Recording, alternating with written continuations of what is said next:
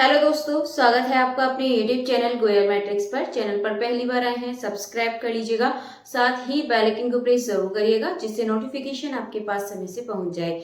तो आज की जो वीडियो है इसमें आपके सामने रहने वाले हैं आज फिर से 10 क्वेश्चंस एंड ये जो क्वेश्चंस है आपके वेक्टर कैलकुलस से रहेंगे। और लास्ट टाइम भी मैंने आपको 2 वीडियो में कराए थे, वो आपके वेक्टर कैलकुलस से ही थे। एक तरीके से आपका रिवीजन है। इससे पहले मैंने ग्रुप थ्योरी के भी कराए थे और अदर भी कराए हैं, आप प्लेलिस्ट को अलग से देख लीजिएगा, अलग से बनी हुई है। तो ये चलिए आज के 10 क्वेश्चन स्टार्ट कर देते हैं। और जो भी इसका करेक्ट आंसर है, जो क्वेश्चन नंबर 1 है, उसका जो भी करेक्ट आंसर है आप लोगों को कमेंट बॉक्स में बताना है। मैं सबसे पहले कमेंट को पिन कर दूंगी, तो आप देख लीजिएगा कौन सा आंसर इसका सही है। चलिए फिर क्वेश्चन नंबर 1 आपके सामने है। क्वेश्चन नंबर 1 आपको दे रखा है, the gradient of scalar function five x y z is. आपको बताना ग्रेडियंट ऑफ स्केलर फंक्शन कौन सा होगा। तो इसमें ध्यान रखिएगा, ग्रेडियंट निकालने के लिए इसमें आपके वेक्टर भी होते हैं। तो क्वेश्चन आपके सामने है, ऑप्शंस दे रखे हैं इसके, ध्यान से देखिएगा। आसान क्वेश्चन है, आराम से आप इसको कर सकते हैं। तो इसका आंसर जो भी है बताइएगा जरूर, मैं उसकी कमेंट को पिन कर दूंगी। चलिए आगे बढ़ते हैं क्वेश्चन नंबर 2 की तरफ। क्वेश्चन नंबर 2 देखेंगे। क्वेश्चन नंबर 2 है, if f x y z, आगे दे रखा है 3x² y minus y q z square, then आपको क्या बताना है, यहाँ पर एफ आपको निकालना है, यानी कि डाइवर्जेंस निकालना है आपको। और पॉइंट्स आपको दे रखे हैं, तो चलिए कर लेते हैं इस क्वेश्चन को। तो सबसे पहले देखिए क्या दे रखा है आपको इस तरीके से, f x y z equal to 3x² y minus y q z square, then आपको ये निकालना है। तो इसके लिए आप सिंपली क्या करेंगे, आप इसका करिए, एक बार आई आपको रखना है और एक बार क्या रखना है, आपको जे रखना है। एंड आपको यहाँ पे पॉइंट्स भी दे रखे हैं 1, -2 और -1। ठीक है, तो सबसे पहले तो आप आई के लिए कर दीजिए। तो आप क्या करेंगे, एक्स की रेस्पेक्ट में करिए, तो ये मिलेगा 2 3 जा 6 एक्स वाई माइनस, ये तो आपका 0 हो जाएगा, तो आप आई के साथ लगा दीजिए। एंड इसमें आप किसके लिए करेंगे, फिर इसमें करिए आप जे यानी कि y के लिए करिए। तो y के लिए तो एक तो यहाँ से हो जाएगा, ये आपका मिलेगा यहाँ से 6 यहाँ पे हो जाएगा 3x²। देन इसके बाद यहाँ पे y का करेंगे तो -3y², ये आपको यहाँ से मिलेगा, ये j के साथ है।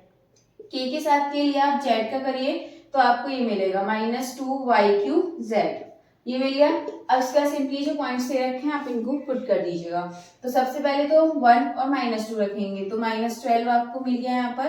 देन इसके बाद हम क्या करेंगे, -1 और ये यहाँ पे पुट कीजिए, कितना हो जाएगा, ये तो 1 करेंगे 3 ही आएगा, यहाँ पे हो जाएगा ये 3 -3y² का मतलब 2 2 जा 4 4 3 जा 12, तो आपको यहाँ पे क्या मिलेगा, माइनस का 9 मिल जाएगा। और यहाँ पे आप वैल्यू पुट करिए, -2y3z, y3 यानी कि 2 का क्यूब करेंगे 8 माइनस का 8, ये माइनस माइनस प्लस हो जाएगा, 8 8 2 जा 16 और ये माइनस में ही मिलेगा आपको। ये आपको आंसर मिल गया है, ऑप्शन आप देख लीजिएगा एक बार। तो जो ऑप्शन नंबर डी है, -12y -9j -16 के, ऑप्शन नंबर डी बिल्कुल करेक्ट आंसर हो जाएगा। चलिए इसके बाद आगे देखते हैं अगला क्वेश्चन। नेक्स्ट आपको दे रखा है, इधर ध्यान से देखिएगा क्वेश्चन। तो नेक्स्ट आपके सामने, which of the following holds for any non zero vector 8, तो ये होल्ड करेगा, आपका ध्यान रख लीजिए। इसके लिए जो ऑप्शन नंबर सी है, ये आपका इसमें बिल्कुल करेक्ट आंसर हो जाएगा। ठीक है, यहाँ पे एक क्रॉस होता है, पहले कर निकालते हैं फिर इसका डॉट करेंगे, तो इक्वल में 0, इसके लिए होल्ड करेगा। तो जो ऑप्शन नंबर सी है ये बिल्कुल करेक्ट आंसर हो जाएगा। चलिए आगे बढ़ते हैं। नेक्स्ट है, f इज इक्वल टू आपको दे रखा है और इसमें आई जे के यानी कि वेक्टर की फॉर्म में दे रखा है, vector function and divergence of f, divergence of f आपको निकालना है। तो सिंपल है आपके सामने ये, यहाँ पर ध्यान रखिएगा, मैं डिफरेंस बता देती हूँ, बस लिखने की जरूरत नहीं है, डिफरेंस आप पता कर लीजिएगा। जब हमें ग्रेडियंट निकालना होता है तो आई जे के लगा देते हैं साथ में, एंड जब आपसे बोला है डाइवर्जेंस निकालना है और ये ऑलरेडी वेक्टर फंक्शन है तो आपको आई जे के हटा देने हैं। अगर आप यहाँ पर ऑप्शन देखें तो ऑप्शन आपके सामने है, स्क्वायर वाले आपको लगाने नहीं है, बाकी आपके पास ए और वी बचे। तो ए वाले में वेक्टर नहीं दे रखे हैं, वी वाले में वेक्टर है, तो आपको बिना वेक्टर वाला लगाना है। तो जो ऑप्शन नंबर ए है ये बिल्कुल करेक्ट आंसर हो जाएगा। चलिए इसके बाद आगे बढ़ते हैं। नेक्स्ट है, for the scalar function f divergence grad f is equal to. अब इस क्वेश्चन में थोड़ा सा दिमाग लगाइएगा और ज्यादा आपको इतना करना नहीं है, देखिए ज्यादा सॉल्व मत करिएगा। ग्रेडियंट एफ, फिर उसका आपको डाइवर्जेंस करना है। तो यहाँ पर आप एक चीज याद रखेंगे, ग्रेडियंट एफ करेंगे तो आपको क्या मिलेगा, यहाँ पर आईजीकी की फॉर्म में मिलेगा, और डाइवर्जेंस करेंगे तो आईजी की फॉर्म में नहीं मिलेगा।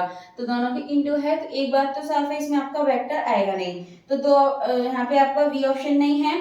अब देखिए ए नहीं होगा क्योंकि इसमें ग्रेडियंट एफ निकालेंगे फिर उसका डाइवर्जेंस निकालेंगे, तो कहीं ना कहीं वो आपका किस में बनेगा, आपका इस वाली फॉर्म में बन जाएगा, यानी कि स्क्वायर वाली फॉर्म में बन जाएगा।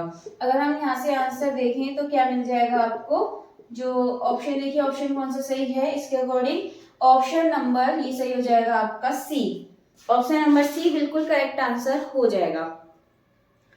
चलिए इसके बाद आगे चलते हैं नेक्स्ट क्वेश्चन की तरफ। नेक्स्ट है आसान क्वेश्चन है, थोड़ी सी मिक्स क्वेश्चन रखे हैं मैंने। क्वेश्चन है द वैल्यू ऑफ, बहुत ही आसान क्वेश्चन हम इसको कह सकते हैं। वैल्यू आपको फाइंड करनी है, देखिए किसकी वैल्यू आपको फाइंड करनी है, तो यहाँ पर आपको डबल इंटीग्रल की फॉर्म में दे रखे हैं। कल को मैं फिर यहाँ पर Stokes theorem, divergence theorem, Gauss theorem यहाँ से क्वेश्चंस लेने वाली हूँ। तो फिलहाल उसी की स्टार्टिंग के लिए मैंने थोड़ा सा यहाँ पर ये क्वेश्चंस लिए हैं।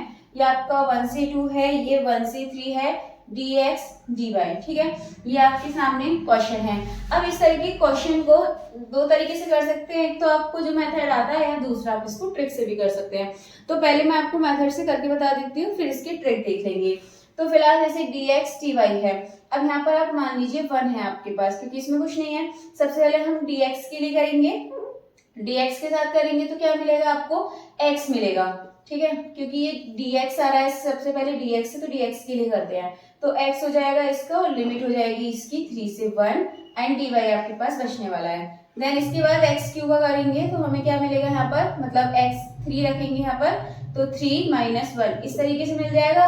अब आप dy का और कर दीजिए, साथ के साथ यहाँ पे dy का करिए, तो यहाँ पर dy का क्या हो जाएगा, वाई स्क्वायर अपॉन, यहाँ पर आपको y मिलेगा, ठीक है, y, और ये हो जाएगा 2 से 1 लिमिट हो जाएगी। देन ये 3 में से 1 गया, 2 बचेगा, और y के लिए लिमिट लगा दीजिए 2 - 1, तो 2 मल्टीप्लाई हो जाएगा आपके पास 1, यानी कि 2 आपको यहाँ से आंसर मिल जाएगा। ऑप्शन देखें तो ऑप्शन नंबर बी 2 बिल्कुल करेक्ट आंसर हो जाएगा। लेकिन हम यहाँ पर इसको ट्रिक से देखेंगे। देखिए यहाँ पर क्या है, dx dy, यानी कि अंदर सिर्फ dx और dy हो, इसके अलावा और कुछ ना हो, यानी कि 1 हो सकता है, कोई दिक्कत नहीं है, बाकी dx dy है। तो आपको सिंपली क्या करना है, इनकी जो लिमिट्स है जैसे 2 और 1, तो आप अपर लिमिट में से लोअर लिमिट को माइनस करेंगे, दोनों को करिए, 3 में से ये बन जाएगा, और आपस में इनका मल्टीप्लाई, तो 1 × 3 में से 2 के आंसर आपको करेक्ट यहाँ पर मिल जाएगा। इसी तरीके से नेक्स्ट क्वेश्चन आपके सामने है, तो नेक्स्ट क्वेश्चन भी इसी तरीके से है। यहाँ पर आपको दे रखा है द वैल्यू ऑफ, इसको भी आसान कह सकते हैं क्वेश्चन को। देखिए एक बार, 0 से 1 आपको तीनों लिमिट्स दे रखी है, तो अब हम इसको डायरेक्ट ना करके, मतलब डायरेक्ट ही करेंगे इसको, मेथड से ना करके।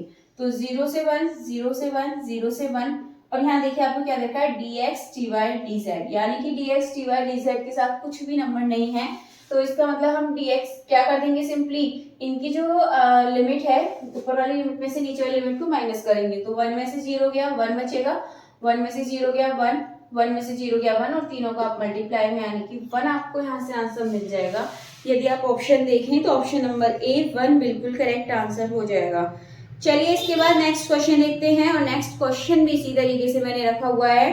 तो एक काम करिएगा, इसका आंसर आप बता दीजिएगा, क्योंकि बहुत आसान क्वेश्चन है, तो बताइएगा जरूर इसका आंसर क्या होगा।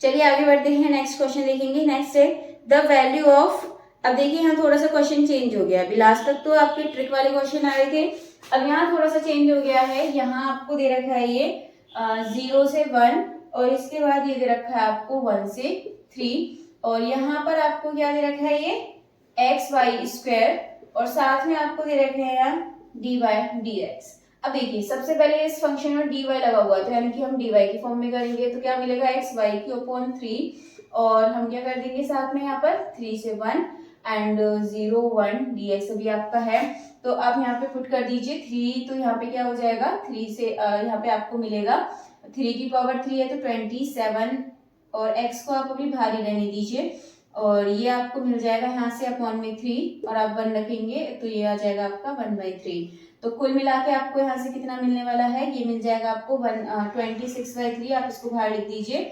बाकी आप x का करिए तो x² अपॉन 2 मिलेगा, एंड 1 से 0 लिमिट है। इसके बाद 26/3, एक्स स्क्वायर यानी कि 1/2 और 0 रखने का जरूरत ही नहीं है, तो 2 से 13 टाइम कट जाएगा, 13/3 आपको आंसर मिल जाएगा। यानी कि यदि आप ऑप्शन देखें तो ऑप्शन नंबर सी 13/3 बिल्कुल करेक्ट आंसर हो जाएगा।